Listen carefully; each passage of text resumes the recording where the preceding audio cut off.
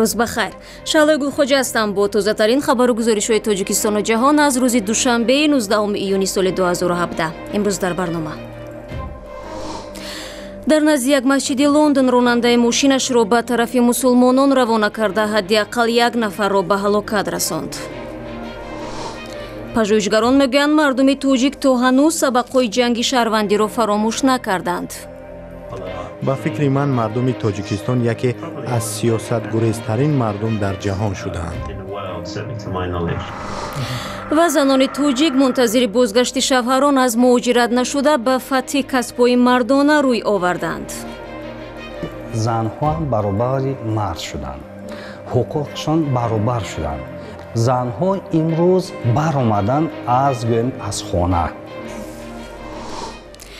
شب 19 ایون در لندن یک میکرواتوبوس توده راهگذرها را که از مسجد بیرون آمدند پخش کرد. حادثه در منطقه فینسبری پارک رخ داده، در پی آن یک نفر کشته و 10 تن دیگر زخم برداشت. پلیس میگوید راننده 48 ساله میکرواتوبوس بازداشت و عمل او همچون حمله تروریستی عنوان شده است. به نقل شاهدان این راننده ماشین را هدفمندانه سوی مسلمانانی که بعد از ادای نماز از مسجد بیرون می آمدند رانده است. او ماشینش را در روی پیاده‌گردان مستقیم به طرف مسلمانان روانه کرد و هر کسی را که توانست زیر کرد. به فکرم یک نفر در جای حادثه جان داد. دیگران در وضع وخیم قرار داشتند. دیدم که 8-9 کس روی زمین خوابیده بودند. نخست وزیر بریتانیا این حادثه را تحولات خطرناک نامیده است. همین گونه روز 3 ایون یک میکرواتوبوس دیگر راهگذران را در پل لندن نخست پخش نموده، سپس مسافرانش با کورد به مردم هجوم کرده بودند. حملگران را پلیس در جای حادثه از بین برده بود. در این حمله 8 نفر هلاک شد و 50 نفر آسیب جسمانی دیدند. مسئولیت حمله را گروه تندروی دولت اسلامی بر دوش گرفت. یک شهروند ایران که در تاجیکستان در مناقشه مجروح شده است ادعا دارد که مراجعت او و همسرش را برای به جوابگری کشیدن افراد گناهکار مقامات حفظی حقوق به اعتبار نمیگیرند. اکبر قهرمانی خوی 49 ساله به رادیو آزادی گفت که در نتیجه علت کوب چشم راستش نابینا شده است. مولا رجب یوسفی جزئیات بیشتر دارد. یک شهروند ایران ادعا دارد که مراجعت او و همسرش برای بعد جوابگری کشیدن عاملان لطوکوبی او در شهر وحدت تا حال از جانب مقامات حفظ حقوق تاجیکستان جداً بررسی نشده است. اکبر قهرمانشاه که تقریباً طول 10 سال اخیر در تاجیکستان زندگی میکند روز 19 ایون در صحبت با رادیو آزادی گفت که حادثه روز 11 ایون در دره رامت شهر وحدت رخ داده است. با گفته او تاجر شناسش کشورشاه محمدوف آنها را برای یک معامله اقتصادی به ضیافت به این ناحیه برد. چیزی نشد. شاید در عرض 2-3 دقیقه از روبرو که با مشت و چیز یه مرتبه دیدم از پشت یه همچی چیز خورد تو صورت من که حالا به نظرم هم یه نفرش بود، هیکلی بود که خیلی هم حقارت کرد. به فکرم او بوده که میگن با ترکه زده، از او بادی تر زده. عمر جان امامعلی سخنگوی وزارت امور داخلی تاجیکستان روز 19 ایون در صحبت با رادیو آزادی گفت سنجش این حادثه را شعبه کارهای داخلی شهر وحدت پیش میبرد. سرویناز نصرالدین و همسر اکبر قهرمانشاه در صحبت با رادیو آزادی گفت که برای تحقیق این حادثه به دادستانی و همچنین سفارت ایران در تاجیکستان مراجعت کرده است. از سفارت کنسولی امو ایران آمدن دیدن عرضه شاورما گرفتن رفتن. اما کشورشاه محمودوف که شاهد مناقشه شهروند ایران با شریک تاجیکش بوده است میگوید حادثه صرف معیشی است و با سبب مستی دو طرف رخ داده است. او در صحبت با رادیو آزادی گفت که واقعا همراه با شهروند ایران درباره همکاری ها ملاقات داشتند و بعدا شام 11 ایون در به قول وی ضمن ضیافت در استراحتگاه زیران میان 2 نفر اکبر قهرمانشاه و محمد یوسف محمدوف که هر دو سرخوش بودند زنازنی و دشنام یکدیگر شروع شد. برخلاف ادعای شهروند ایران کشورشاه محمدوف میگوید اکبر قهرمانشاه با محمد یوسف محمدوف در افتاده با یک ضرب جاغ او را شکسته است. به این ترتیب اکبر قهرمانشاه شهروند ایران حالا در بیمارخانه قریه بالای شهر دوشنبه طبابت میگیرد و محمد یوسف محمدوف یکی از اشتراکچیان دیگر این قضیه حالا در بیمارخانه شهر وحدت بستری است. برای یوسفی، مولا رجب یوسفی، رادیو آزادی دوشنبه.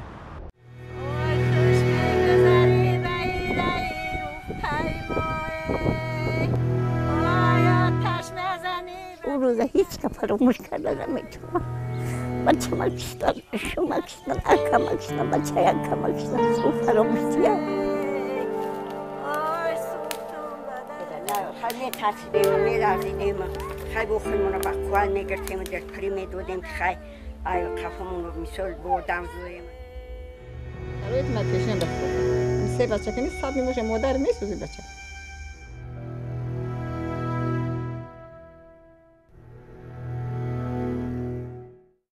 тавре аз ин огаҳӣ пайбурде дар осонаи таҷлил аз 20-мин солгарди истиқрори сулҳи тоҷикон дар 27 июн бахши тоҷикии радиои озодӣ силсилаи гузоришҳо ва филмҳои мустанадро таҳия кардааст ки роҳи тӯлонӣ ва пур аз фоҷиаи расидан то ба ваҳдати миллиро инъикос мекунад. ин матолиб шурӯъ аз имрӯз дар вебсайти мо www.ozodi.org нашр хоҳад шуд. аммо ҳоло як пора аз суҳбати ҳамкорамон орзуи карим бо донишманди пахтапарварро пешниҳоди шумо мекунем ки дар рӯзҳои мудҳиши ҷанги шаҳрвандӣ ҳозир буд бо баҳои ҷонаш тухмиҳои пахтаро ҳифз кунад. ҳар кадом ин 25 вазиш 50та ман 25 халтичи ман мондагиам ки ёдоварӣ ҳама вақт аесам набурад ки имрӯзи истиқлолият ба мо чӣ дод шудааст. агар ҳама шароитам мешуд ман навъҳои пахти партофта рафтан наметонистам, чунки фарзанди асосии ман ҳаёти ман ҳамин пахти ман аст. ин суҳбат ва наворҳои дигар бахшида ба ҷангу сулҳи тоҷиконро метавонед сар аз имрӯз дар вебсайти мо ва ҳамчунин канали Озоди видео дар YouTube тамошо кунед. тавре гуфтем аз имзои сӯзишномаи сулҳи тоҷикон 12 сола сипарӣ шуд ки як саҳифаи сиёҳи тоҷикистонро варақгардон кард ва баъди 5 соли даргириҳо сулҳро ба кишвар баргардонд. дар ин 20 сол иқтисоди кишвар андаке ба по хест, ҳарчанд мушкилоти зиёде дорад ва бештар ҳам шудааст. дар бораи сабабҳои ҷанг ва сулҳи тоҷикон тоири сафар суҳбате дошт бо ҷон ҳезиршов, муҳаққиқи англис, ки чанд сол дар тоҷикистон сабабҳои муноқиша ва омилҳои ноамниро таҳқиқ кардааст. шумо дар таҳқиқи худ мегӯед ки мардуми тоҷикистон аз суҳбат дар бораи ҷанг безоранд ва омода ҳастанд ҳама сахтиҳоро барои ҳифзи субот таҳаммул кунанд. ваз оё ҳоло ҳам чунин аст ё тағйир хӯрдааст? ба ақидаи ман назари умум дар тоҷикистон ин аст ки мо бояд аз сиёсат дар канор бошем. албатта тоҷикистон бисёр ба муҳоҷират пойбанд аст ва бисёре аз мардум ва бахусус ҷавонони зиёде дар кишвар нестанд ё мехоҳанд кишварро тарк кунанд. бо чунин ҳол баҳс дар бораи ҷангҳои гузашта мушкил аст. мардум аз сиёсат мегурезанд. ба фикри ман мардуми тоҷикистон яке аз сиёсатгурезтарин мардум дар ҷаҳон шудаанд. ҳоло пас аз 20 сол хатари ҷиддитарин ба амнияти тоҷикистон кадомҳоянд? бесуботӣ дар афғонистон, мушкилоти иқтисодӣ ё омилҳои дигар?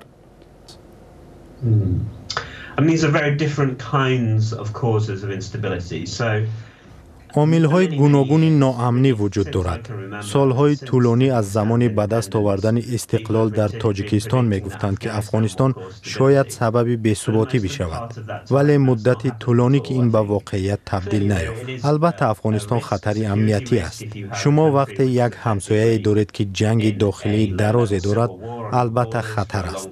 вале шумо инҷо мисли африқо ва баъзе аз бахшҳои африқо ҷанги фаромарзиро намебинед.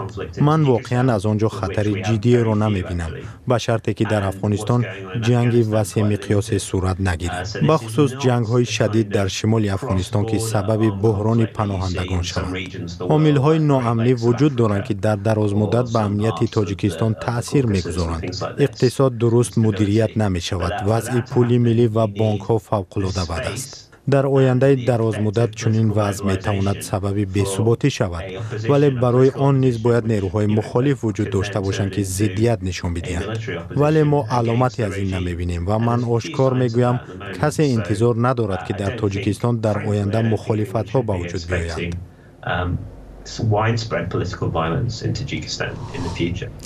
суҳбати тоири сафар бо ҷон ҳизиршов буд. ҷаноби ҳизиршов дар ҳоле вазъи Афғонистонро таҳдид ба амнияти Тоҷикистон ном мебарад ки ҳоло мақомоти тоҷик партоб шудани гулӯла ва чанд тир аз ҷониби Афғонистон ба хуки Тоҷикистонро баррасӣ мекунанд. Ин ҳодиса зоҳиран субҳи рӯзи 16 июн аз самти Афғонистон ба Тоҷикистон дар авҷи ҷангҳои миёни гурӯҳҳои шӯришӣ ва нирӯҳои ҳукуматии ин кишвар рух додааст.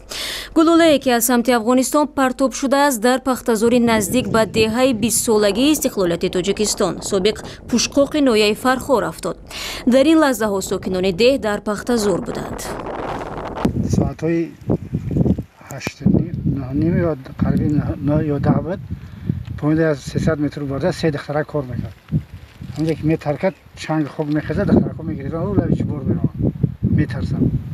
дар ин ҳол баъд органҳои дохилии солдату милисҳои район бад меяд. мақомоти Афғонистон мегӯянд дар пай ин даргириҳо чанд деҳот дар вилояти Тахор ба дасти толибон афтодааст ва бо эҳтимоли зиёд ин гулӯларо толибон шилик карданд. бармегардем ба Тоҷикистон. дар Тоҷикистон сафи занҳое меафзояд ки барои пешбурди зиндагӣ қолабҳои шахшшударо шикастанд ва корҳое пеша карданд ки то имрӯз мардона ҳисобида мешуд. масалан имрӯз метавон занро дар сохтмон, пушти асбоби заргарӣ ва ё ҳатто таъмири мошин дид.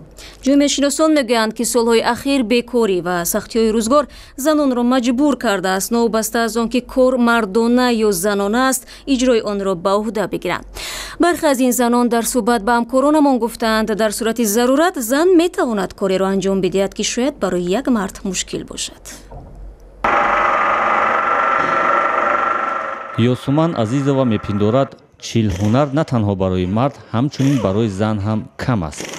ин сокини 21-солаи Душанбе дар пайравӣ аз ин масъалаи тоҷикӣ бар изофаи ҳунарҳои занона тасмим дорад чанд касби мардонаро омӯзад. бо ин ҳадаф ба маркази таълими калонсолони вазорати меҳнат, муҳоҷират ва шуғли аҳолии Тоҷикистон омада ва зури бозуи худро дар ҳунарҳои то ин замон ба истилоҳ мардона озмоиш дорад. рости гап ман бисёр касбонро омӯхтам дузандагӣ, заргарӣ, қолинбофӣ ва ин касбам хостам барои худам омӯзам, чунки барои ҳар як инсон ин чиз зарур аст дар оянда. мумкин ки ягон ҷои барои таъмири мошинҳо мекушоед. ёсуман ҳуҷҷати ронандагӣ ҳам дорад ва мегӯяд дар сурати соҳиби мошин шудан намехоҳад дар зарурат дар роҳ мунтазири устои мошин нишинад ва ё муҳтоҷи дасти мардонаӣ шавад. ҳамин тасаввур ва ақида даҳҳо тан аз занону духтарони тоҷикро ба маркази таълими калонсолони Тоҷикистон овардааст ки тахассусҳои мушкили ба истилоҳ мардонаро омӯзанд. сантехникро ҷиғ мезанӣ, намебиёяд, мунтазир мешавӣ. барои ҳамон мехоҳам ки худам ёд гирам ки то ки ақаллан дар хонам кори ҳамун сантехникӣ худамро худам кунам. дар вақти як хӯрок пухтан мешавад ки вайрон мешавад ва дар он вақт я устои мисол барқчиро файрод мекунем ба маблағи 40 сум 50 сум масалан мегирад ва мо метавонем ки 40 сум 50 сум ки дар устои барқ медиҳем дар ягон хароҷоти зиндагии дига масраф мекунем. ҳақиқатан имрӯз нишонаи он ки занҳо ҳам баробари мард шуданд, ҳуқуқшон баробар шуданд. занҳо имрӯз баромаданд аз гӯем аз хона баромаданд.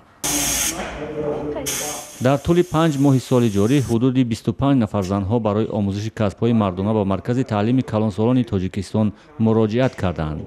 сар аз соли 2015 таваҷҷӯҳи занҳо барои омӯзиши махсусан тахассусҳои мардона ба якбора афзоиш ёфта ва дар курсҳои кӯтоҳмуддат даҳҳо тан зану духтарҳо инчунин касбҳоро омӯхтаанд.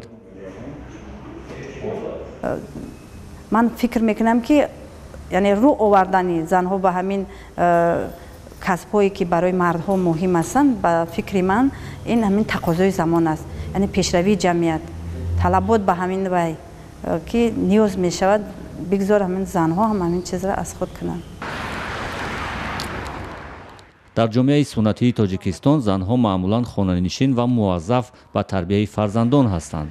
аммо муҳоҷирати оммавии мардон ба хориҷи кишвар ҷиҳати дарёфти қути лоямуд масъулияти мардҳо дар хонаводаҳоро бар дӯши занҳо гузоштааст. хусусан дар деҳот занҳо корҳои вазнини мардонаро иҷро мекунанд ва замони мардҳо аз муҳоҷират бо пули кофӣ ба ватан бармегарданд, имкон аст ки занҳои онҳо аз масъулияти кори мардона раҳо шаванд. ва шаби 19 июн нахустин қатори мусофирбарӣ аз шаҳри Душанбе ба Остона расид. Тасмими роҳандозии ин қад сайр аз сӯи ширкатҳои роҳиоҳани Тоҷикистону Қазоқистон гирифта шудааст.